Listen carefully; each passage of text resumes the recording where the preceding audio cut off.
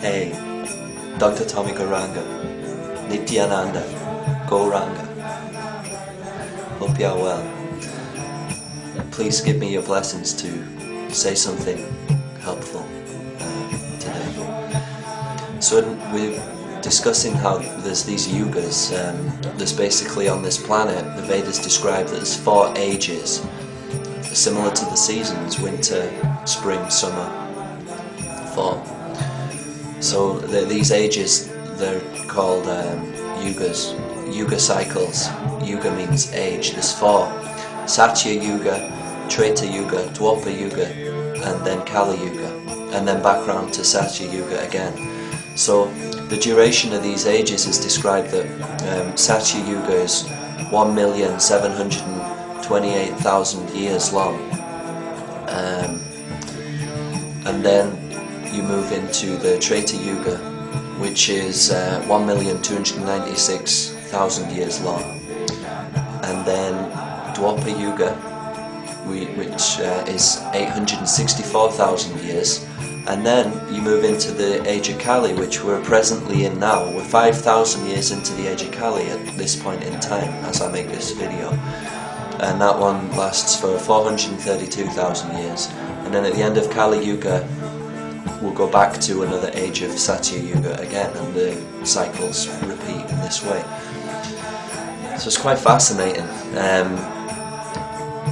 What you find is that Satya Yuga is the best age. It's the age when there's the most knowledge on the planet, people are the most peaceful, they're the most civilized, refined. And then as you move on through the ages, the vice increases, the ignorance increases on the planet, and it steadily gets worse towards Kali Yuga, which is literally like considered the winter age that we're living in now, when people are short-lived, they're always disturbed, they're prone to quarrel over the slightest thing. You can see that on a lot of YouTube comments boxes, you know. You watch some video, it's so innocent, and then you look at the comments and somehow people are managing to have a massive battle about it. It's like, how is that possible? How can you be arguing about such a, you know, topic that just is quite funny? So one of the characteristic symptoms of this age is quarrel. It's very easy to get into an argument practically without even saying it very much. You will cause an argument. So the ages get worse as they go on, and then back to Satya Yuga next after Kali Yuga, so then things will get better again. But unfortunately we're only just at the beginning of Kali Yuga, so if you think it's bad now, you know, we've still got another 427,000 years of this age to go. This is just the beginning, so it does get a lot worse, and there's some predictions about how much worse it gets. We won't go into them, they're pretty grisly. But anyway, it's funny because we have this theory of evolution and everything about how everything's getting better, whereas actually these yuga cycles mean that things get better and then they slowly degrade down, and then they reset and then they become better again. So we're always going through these yuga cycles, they're constantly repeating themselves, whereas we tend to have a linear idea of how the universe is working, whereas it's actually working in a cyclical manner, which is quite obvious by the way we look at how things are working. The seasons, you know, things that we can observe in nature are working in cycles. They're working in, yeah. So it's quite interesting because Brahma is another living entity who lives on another planet. He's the original engineer of the entire universe. He actually constructs the entire universe. His planet is the most advanced planet in the universe, and it's very interesting because the Vedas actually give a good example of the time dilation between this planet and Brahma's planet.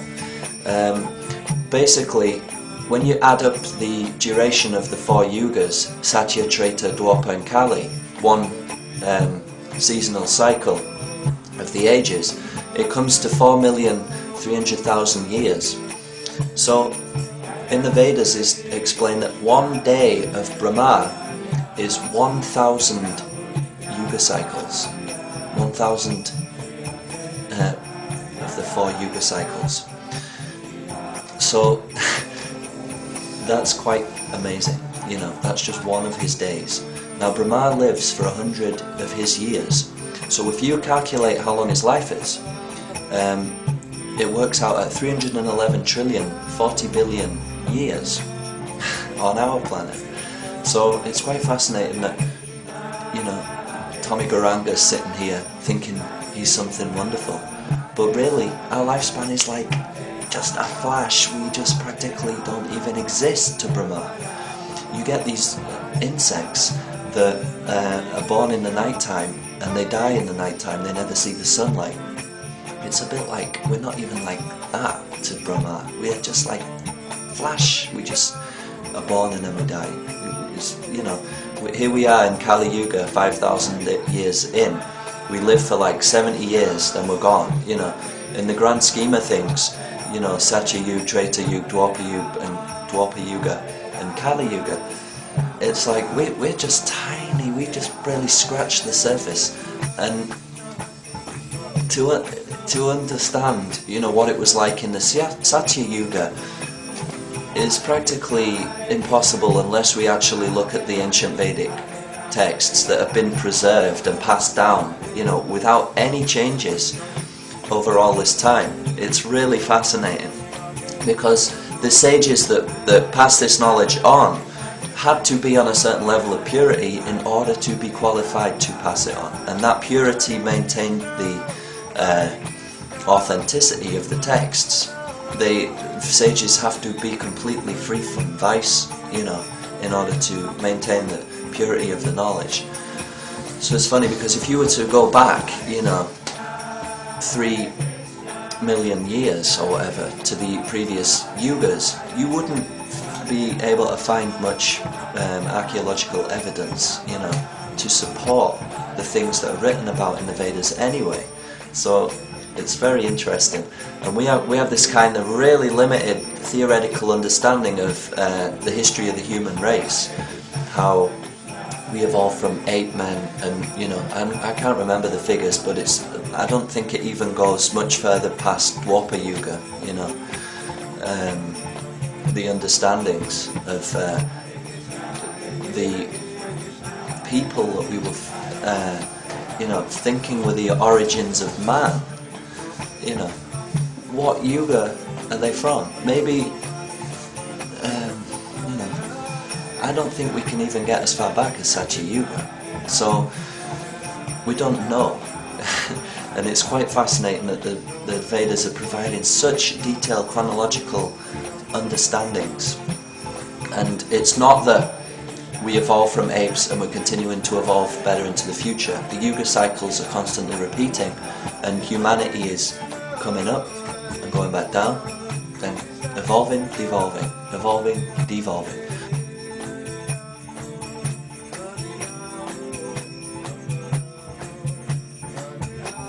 It doesn't follow that in the past the technology and the lifestyle and the level of civilization was less evolved than it is now. It's actually the opposite way around.